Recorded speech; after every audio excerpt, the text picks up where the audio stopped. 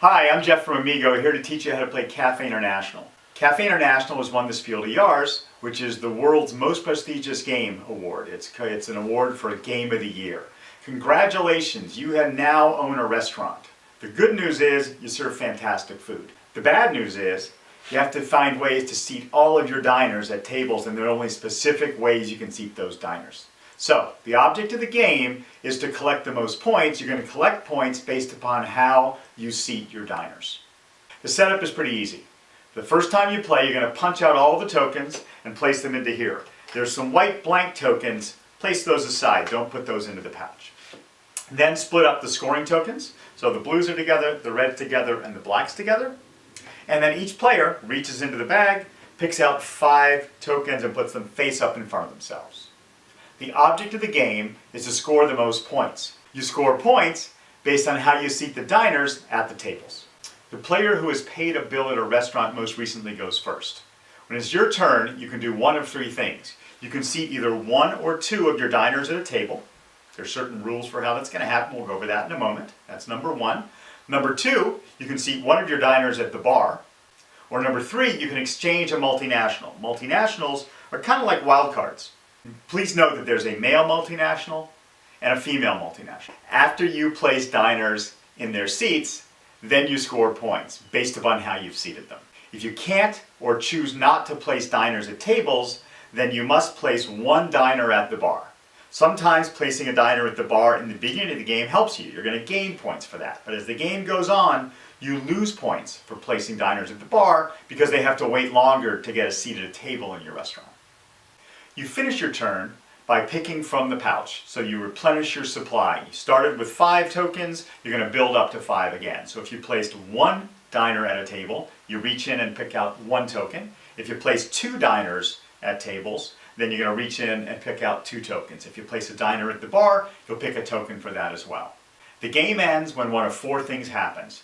Either you filled the last seat at the tables, or you filled the last seat at the bar, or there are only 3 tokens left in the bag, or a player is completely out of tokens. We'll talk about how you run out of tokens in a moment. After the game ends, you're going to count up your scoring tokens, then you're going to have to subtract points for all the tokens that you still have in front of you. The player with the most points wins. Now let's talk about how you place diners at the tables. So if you look at the board, you'll notice that each table has a flag on it and color-coded chairs that go with it. Some of the chairs only apply to 1 table, like these for example. Other ones sit in between 2 tables, sometimes of the same nationality, sometimes of different nationalities. When it's your turn, you can only place players that match the nationality shown on the table. So for example, if you're playing on this table, you would have to play someone from India, either a male or a female, in this chair or this chair. In this chair, however, you could place either an Indian or an American. Over on this table, because it's in between 2 Indian tables, you could only place an Indian.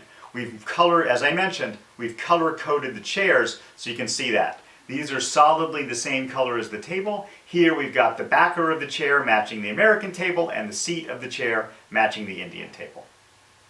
There are 24 tables on the board, 2 for each nationality. You can only place 1 diner per chair, and once you've placed a diner, that diner stays in place until the game is finished. In addition to the countries they come from, you also have to pay attention to the gender. For example, here we've got a male from the US and a female from the US. When you place diners at tables, you can only place 1 of each gender to start. So for example, if you place a male here, which goes at the American table, you can't place another American male there, or you can't place an Indian male here until you've placed either an American female or an Indian female, which could go in this seat right here. To fill a table, you have to have 2 males and 2 females. It's not allowed to have 3 females and 1 male, or 3 males and 1 female. You have to have 2 and 2. If you're the very first player, on the very first turn, you're allowed to place only 1 diner at a table. After that, the only time you can place 1 diner at the table is if you play it in a position where it's sitting at a table by itself, by him or herself, but also sitting at a table with other diners. So for example, down here we can place an Indian male right here. Even though the Indian male is the only one at this table, he's at this table, which includes the American female and the American male. If you don't seat a diner at a table, you must seat a diner at the bar. The bar stools have numbers on them and values. The values have either a plus score, +1 through +5, or a minus score, -2 through -14. They also have numbers on them. This tells us the sequence in which you must play diners when you seat them at the bar. So for example, if there's a diner sitting on stool number 1, then the next diner has to be played on stool number 2. There are 2 female multinationals and 2 male multinationals. Multinationals can be played at any table, but you still have to follow the gender rules when you play them at a table. All right. So, when you place a token at a table, as I mentioned, you score points. If you place a token at a table that has different nationalities, you score 1 point for each player. If you place a token at a table with different nationalities, you score 1 point for all the players. If you place a token at a table with a different nationality, you score 1 point for each diner seated at that table. You score 1 point for each diner seated at that table. So for example, here we played a woman from Germany at the table here, which means we get 2 points. 1 for the woman from Germany and 1 for the man from the United States. When you place a diner at a table of the same nationality, you earn 2 points for each diner seated at that table, including the one you just played. So in this particular instance, we get 2 points for the German woman and 2 points for the German man for a total of 4 points.